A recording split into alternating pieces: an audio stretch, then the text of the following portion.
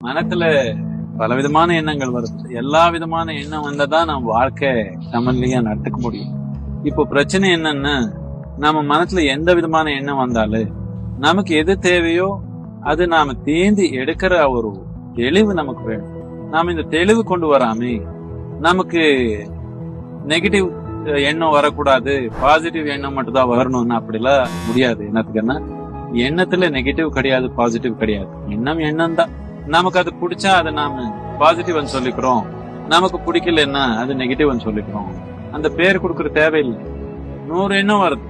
நம்ம வாழ்க்கை நோக்கத்துக்கு எது சரியான எண்ணமோ அது தேர்ந்து எடுக்கிற தெளிவு மட்டும் தான் நாம் சம்பாதிக்கணும்.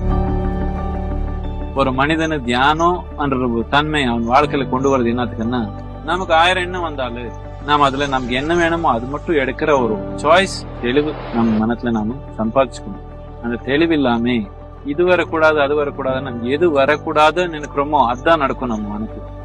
நம்ம மனத்து அடிப்படையே அப்படிதான். ஒரு சோதனையா முயற்சி பண்ணி பாருங்க. அடுத்த 10 நிமிஷம் நீங்க குரங்கே நினைக்க கூடாது, வெறும் குரங்கு தான் நடக்கும்.